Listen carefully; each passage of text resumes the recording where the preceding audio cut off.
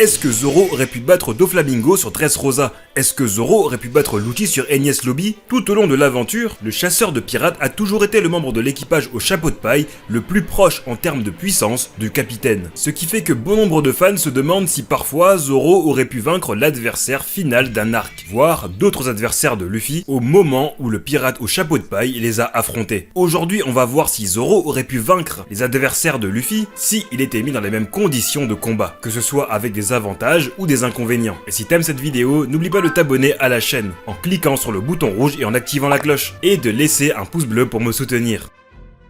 On commence par le premier combat de Luffy qui est celui contre Alvida. La puissance d'Alvida venait principalement de sa force physique, couplée à l'utilisation de sa géante masse. Dit comme ça, on a l'impression que je parle de Kaido. Mais bien qu'elle avait une force supérieure à un humain normal, face à Luffy, elle était trop faible. Et même pour Zoro aussi, car on sait que celui-ci a une force monstrueuse depuis tout petit. Sans oublier qu'on a déjà vu Zoro affronter ce type de combattant lorsqu'il bat très facilement le capitaine Morgan dans l'arc Orange Town. Ainsi, sans surprise, Zoro serait vainqueur de ce combat très facilement. Et là vient un bel affrontement, celui de Zoro contre Baggy le clown. Je pense que vous l'avez compris, ici le problème pour Zoro vient du pouvoir du fruit du démon de Baggy, qui est un cauchemar pour tout épéiste ne maîtrisant pas le haki de l'armement. D'ailleurs dans le manga, Zoro a tenté d'affronter Baggy et a été surpris par le pouvoir du pirate, qui lui a finalement infligé une blessure grave avant de se servir du boulet de canon pour s'enfuir avec Luffy. Donc cela veut dire que s'il y avait eu combat entre Zoro et Baggy à ce moment-là, Zoro aurait dû combattre en utilisant ses poings. Et même si on a vu que Zoro est quand même fort sans utiliser de sabre,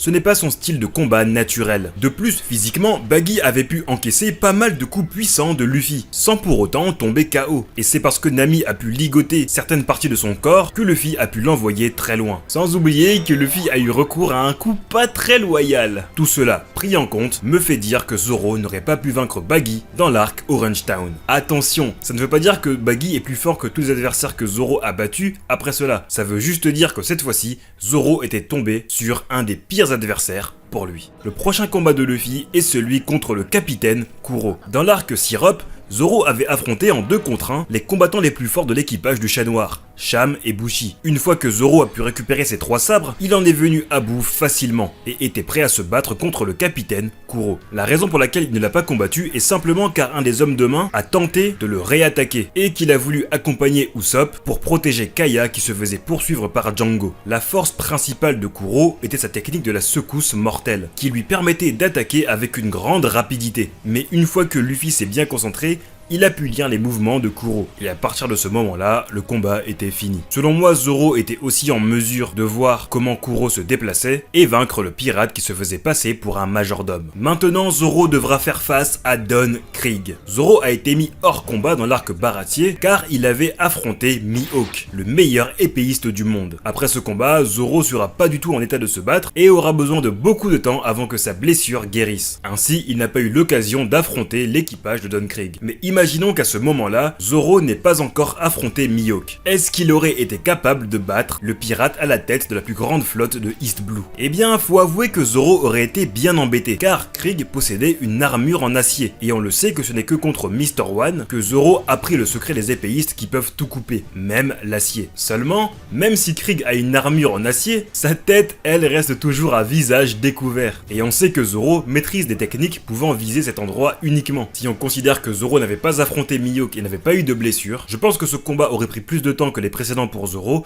mais qu'il aurait fini par gagner. Après Krieg vient évidemment Arlong l'homme-poisson, un des plus grands pirates de East Blue. C'est encore une fois un antagoniste principal qui a failli se battre avec Zoro, mais disons que le destin, ou l'auteur, a fait en sorte qu'ils ne se croisent uniquement après que Luffy soit là. Rappelez-vous, Zoro s'était retrouvé ligoté par Johnny et Usopp pour éviter qu'il ne fasse n'importe quoi avec ses blessures contre Mihawk. Malheureusement, il s'était retrouvé ainsi face à Arlong et Nami, qui décidera de le mettre en prison. Or, une fois libéré par la voleuse, il a simplement vaincu tous les hommes de main d'Arlong Park. Puis il s'est mis en route pour trouver Arlong, qui était au village Kokoyashi. Or, le temps qu'il y arrive, Arlong était déjà retourné à sa base et vit tous ses compagnons au sol. Donc on a raté de peu un affrontement Zoro contre Arlong. Puis la suite, vous le savez, Zoro a vaincu Hachan et s'est retrouvé étranglé par l'homme requin pour gagner du temps afin que Sanji libère Luffy. Ce qui est marquant dans cette scène, c'est comment Arlong était effrayé de voir que Zoro continuait de bouger et de se battre avec une telle blessure. Il dit bien qu'il doit absolument le tuer maintenant, sinon il va lui causer des problèmes. Ainsi je pense que si Zoro était en pleine possession de ses moyens et totalement guéri,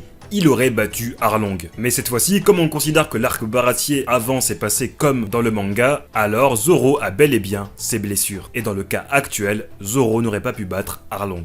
Ainsi, victoire pour Arlong. Après Arlong, on arrive donc à Smoker. Et là, aucun débat possible. Au moment de l'arc Lockdown, aucun Mugiwara ne pouvait vaincre le colonel Smoker. Heureusement que ce jour-là, Dragon est arrivé pour sauver la situation. Passons maintenant à la première moitié de Grand Line. Alors, je vous préviens, il y aura beaucoup de micro-affrontements que je vais zapper parce qu'ils sont vraiment pas importants. Luffy contre Mr. Three, Luffy contre les Bérets Blancs, on se concentre sur les combats principaux.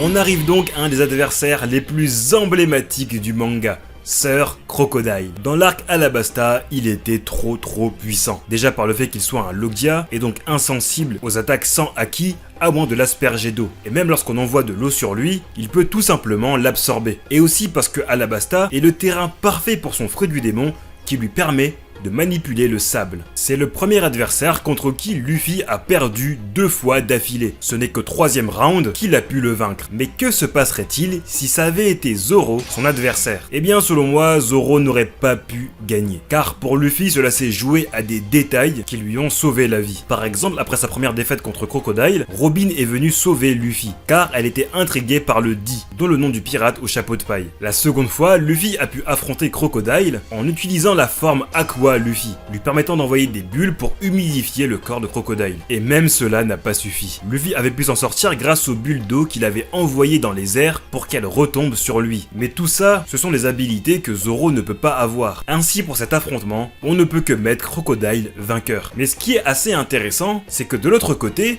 Luffy aurait eu énormément de mal face à Mr. One, car c'est vraiment à ce moment-là un pouvoir redoutable contre Luffy qui n'avait pas de gear et pas de haki. Mais bon, restons sur Zoro.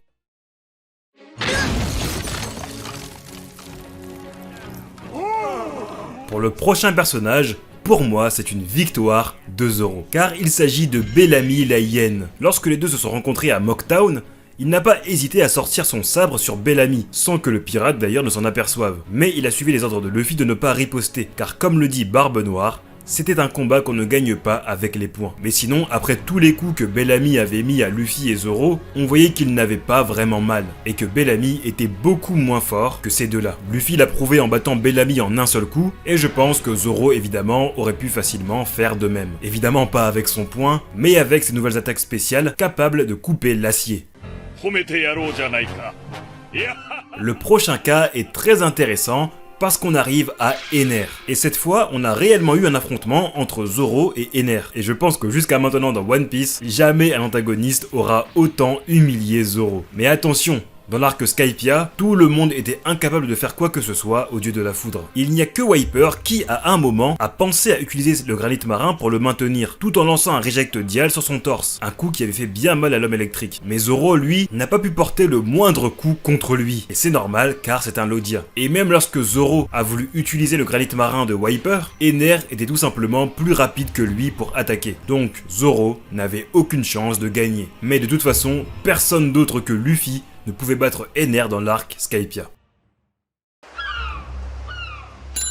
On arrive donc au prochain personnage qui lui a été une défaite de Luffy, car c'est le combat contre celui qui était à l'époque amiral de la marine, Aokiji. Bon, pas grand chose à dire, Aokiji était tout simplement invincible pour les Mugiwara au moment où l'équipage est tombé sur lui. Ainsi, Zoro n'aurait pas pu gagner ce combat face à un amiral. Mais le combat suivant est celui de Luffy contre Bluno du CP9. Alors ce combat pour moi, c'est l'un des combats les plus satisfaisants de One Piece. Parce que le CP9, ils se la racontaient tellement avec leur Metallium, Index Gun et compagnie sur Water 7, et quand Luffy est passé aux choses sérieuses sur Enies Lobby et montre qu'il voit les déplacements de Bluno et que le Metallium ne sert plus à rien, quel plaisir. Bref, Zoro aurait évidemment gagné contre Bluno, étant donné que dans le même arc, il a battu Kaku qui avait un Doreki de 2200, alors que celui de l'homme porte était de 820. Victoire pour Zoro. Juste après Bludo vient Rob Lucci, un des adversaires dont Luffy a eu le plus de mal, et cela est compréhensible vu l'écart monstre qu'il y avait entre lui et les autres membres du CP9. En termes de puissance physique, il était presque 2 fois plus fort que Kaku. Luffy a dû passer plusieurs fois en Gear Second, utiliser le Gear Third et puiser dans ses derniers retranchements pour venir à bout de l'assassin. Usopp a même enlevé son masque pour motiver son capitaine.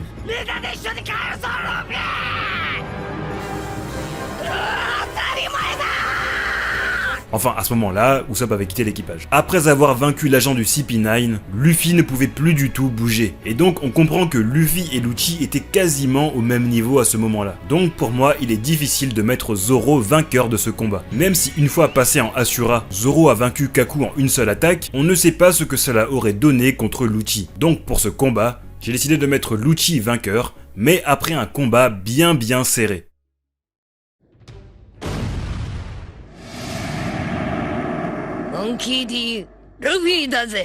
Vient cette fois un des combats les plus inoubliables de Luffy, celui contre Oz avec la transformation Nightmare Luffy, qui est peut-être la forme la plus puissante pré-ellipse qu'on ait vue. Car non seulement la force de Luffy était boostée, mais aussi son intelligence, ainsi que d'autres capacités comme le maniement du sabre. Mais ce qu'il faut retenir, c'est qu'en temps normal, un humain ne peut contenir que 2 à 3 ombres du Kage Kage no Mi. Luffy, grâce à son esprit fort, on a pu contenir 100 en lui. Alors est-ce que cela aurait pu marcher pour Zoro? Personnellement, je trouve que Zoro a une force d'esprit et une volonté aussi puissante que celle de son capitaine. Et donc je le vois totalement capable lui aussi de pouvoir tenir les 100 ombres en lui. Après tout, il est celui qui a pu rajouter à ses dégâts tous les dégâts subis par son capitaine dans l'arc Thriller Bark. Et réussir à survivre. C'est bien la preuve d'un mental à toute épreuve. Donc je pense qu'un Nightmare Zoro aurait aussi pu prendre le dessus sur Oz. Évidemment, Zoro n'aurait pas vaincu Oz de la même manière, mais je pense que Zoro serait quand même vainqueur. Ensuite, contre Moria, l'objectif dans un premier temps était de frapper fort le géant pour qu'il rende toutes les ombres qu'il avait avalées. C'était pas vraiment un combat classique comme les précédents. Mais j'imagine que Zoro avait lui aussi le pouvoir de faire tomber le capitaine Corsair à ce moment-là. Il aurait trouvé un autre moyen pour frapper fort et faire recracher les ombres que Moria avait avalées.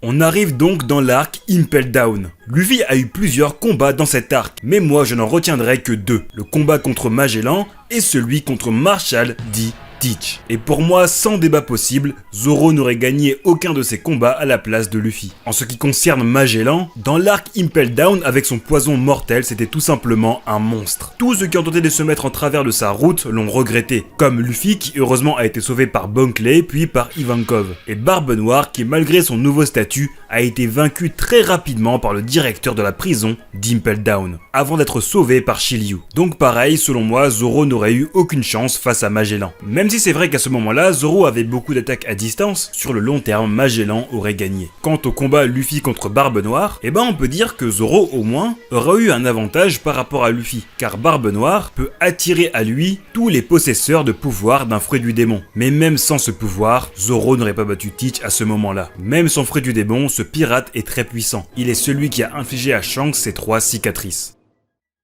Et là nous arrivons dans l'arc Marineford. Bon, je vais zapper cet arc car Luffy n'a pas eu vraiment de longs combats en 1 contre 1. Et donc on vient de clore la partie pré-ellipse. Place maintenant à la partie post-ellipse et c'est là que les problèmes commencent. On commence donc par Oddie Jones. Je pense qu'on n'aura pas besoin de débattre longtemps car le manga nous a montré que Zoro était supérieur à Oddie même sous l'eau, où l'homme poisson a clairement un avantage. Même si par la suite Oddie a pris des pilules pour devenir plus fort, je pense que Zoro l'aurait battu sans souci. Luffy s'est débarrassé de lui alors que sa puissance était diminuée, car il était un utilisateur de fruits du démon sous l'eau. Sans oublier que Oddie arrivait à blesser Luffy, car celui-ci disait que son acquis de l'armement défensif n'était pas encore assez développé. Mais Zoro n'aurait aucune de ses faiblesses s'il l'affrontait. Sous l'eau, sa puissance ne serait pas diminuée, et à ce moment-là, Zoro sort de 2 ans d'entraînement sur l'île de Mihawk, où il s'est spécialisé dans le acquis de l'armement. Oddie était inférieur à lui, victoire pour Zoro.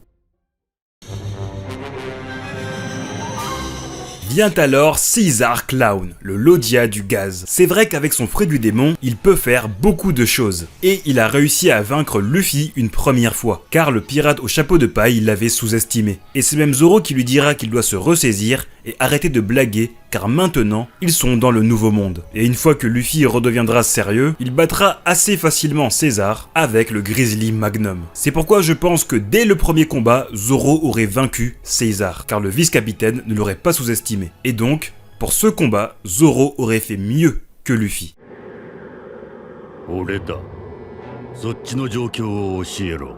Et là on arrive sur un des débats qui fut autrefois un des plus grands de la communauté One Piece. Est-ce que Zoro aurait pu battre Doflamingo dans l'arc Dressrosa? Précédemment je parlais du fait qu'à partir de l'ellipse, il y a un problème avec Zoro. Et en fait c'est simple, c'est que tout simplement, jusqu'à l'affrontement contre Kaido sur Onigashima, on n'avait jamais vu Zoro utiliser le maximum de ses pouvoirs. Dites-vous qu'après Enies Lobby, Zoro ne sortira que 2 fois le Ashura, contre un pacifista sur Sabaody et contre Kaido. C'est vrai que Zoro a réussi à découper Kaido sur Onigashima avec du Haki des rois, mais on ne peut pas dire qu'il cachait ce pouvoir en lui depuis tout ce temps, car entre deux, il a eu un nouveau sabre, Enma, et un temps d'entraînement de 1 semaine pour apprendre à le manier. Mais de l'autre côté, on peut aussi dire que entre Kaido et Doflamingo, il y a quand même un fossé en termes de puissance. Pour ma part, j'ai décidé de mettre quand même Doflamingo vainqueur. Car même lorsque Luffy était passé en Gear Force, Doflamingo avait quand même pu réussir à résister à de grosses attaques, après avoir combattu contre l'eau qui lui avait infligé de gros chocs. Un autre facteur qui fait que je donne l'avantage à Doflamingo, c'est l'utilisation de l'éveil. Car pour affronter Doflamingo dans sa forme éveillée sur Dressrosa, il faut avoir la capacité de pouvoir voler et se déplacer très rapidement dans les airs, ce que Zoro n'avait pas à ce moment-là, et qu'il a dû demander l'aide de Orlimbus pour pouvoir atteindre Pika. Donc la seule interrogation qu'on a, c'est est-ce qu'à ce moment-là l'Ashura de Zoro aurait pu être assez puissant pour vaincre Doflamingo? Ça, on ne le saura jamais, car lorsque le chasseur de pirates a voulu attaquer le capitaine Corsair, Fujitora s'est interposé. Donc en termes de puissance brute, c'est possible que Zoro pouvait atteindre le niveau du démon céleste, mais si on prend en compte la vitesse, la mobilité et l'avantage du terrain, Doflamingo serait gagnant.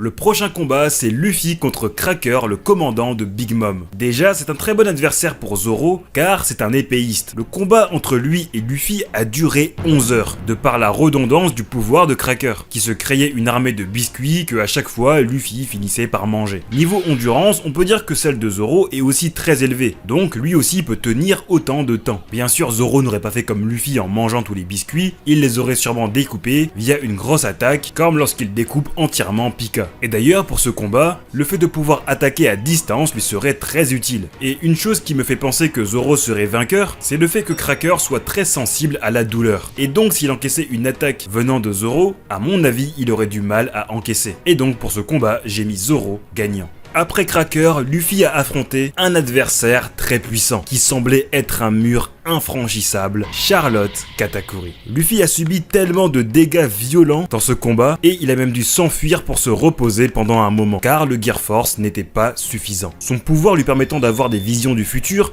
était la raison pour laquelle Luffy ne pouvait pas le toucher. Et ce qui a permis à Luffy de gagner, c'est déjà les progrès qu'il a fait pendant ce combat au niveau du Haki de l'observation, mais aussi le Snake Man, une forme qui permet d'augmenter sa vitesse. Ce combat pour moi vraiment c'est mon préféré dans One Piece actuellement. Pour Zoro, l'endurance on peut dire que c'est bon, mais à ce moment là, j'ai bien peur que le chasseur de pirates n'avait aucun moyen de pouvoir faire face à la rapidité du Sweet Commander de Big Mom et à ses pouvoirs lui permettant de voir le futur. Mais encore une fois c'est vraiment compliqué de juger un Zoro contre Katakuri parce que là on est dans Whole Cake, un arc dans lequel le personnage n'est même pas là. Et nous arrivons enfin à Kaido. Bon, sans surprise, Kaido est évidemment le vainqueur de ce combat, à moins que Zoro ait lui aussi un pouvoir mythologique caché en lui. D'ailleurs, Oda a révélé le fruit du démon idéal qu'aurait Zoro. Et sache que j'en parle dans cette vidéo-là, qui s'affiche juste ici. Dans cette vidéo, tu verras les meilleurs fruits du démon pour chaque membre de l'équipage qui n'en ont pas. Sinon, d'ici là, porte-toi bien, et moi je te dis ciao, à plus!